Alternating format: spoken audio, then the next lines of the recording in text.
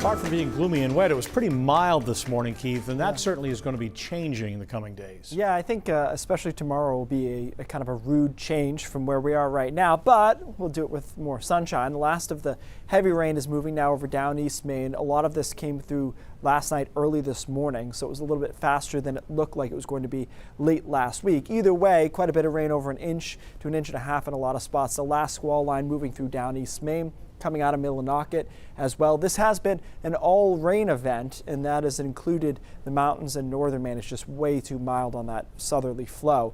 Now we try to get a little clearing back in here into the mountains, into western Maine, but there's not a lot to be had. And I think by the time it really gets in here, because of the sunset being so early this time of the year, it's going to be too late. We'll start to clear out overnight tonight. I don't anticipate much sun during the day. Low 50s along the coastline, 40s inland, low 40s to mid 40s into the mountains as well. Again, where this has been even in the higher terrain, it looks like largely a rain event. Hour by hour forecast showing the last of that rain moving through. A couple of snow showers possible in the mountains later this afternoon as temperatures start to cool.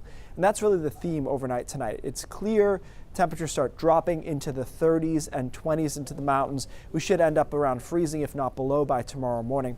That sets us up for what's going to be a decent looking day, but quite cool. Staying in the 30s, I think, even along the coastline through tomorrow afternoon. It'll be breezy as well, so a bit of a wind chill factor. So I think tomorrow might look nice, but it's a lot cooler than you might anticipate as you go outside. Overnight, Tuesday night looks quite chilly as well. Temperatures in the 20s and teens by early Wednesday morning. It's going to be one of our colder mornings. And then Wednesday kind of has the same deal where it's largely bright, but temperatures don't really respond, only getting into the low 40s along the coastline, freezing or so into the mountains where they'll be able to make some snow. Sugarloaf opened today. Not ideal to open in the rain, but it happens, and they'll get some snow on the backside, at least be able to make it. So after all the conversation last week about this upper level low, and I was starting to say, look, this is not going to be a huge factor for us. Turns out that low is going to be far enough east that it is just a nuisance for us, and that continues into Thanksgiving Day itself, which now looks pretty nice. The storm is far enough away. Temperatures should be able to get into the upper 40s to around 50 degrees. Now the day after for Friday, which I don't know how many people do the shopping on Friday anymore, but it could be rainy along the coastline with snow farther inland, and quite unsettled Friday and into Saturday as a second upper level low starts to stall out. So Tuesday, Wednesday look fine. They're just chilly. Thanksgiving itself, partly sunny, mid to upper 40s, not bad at all.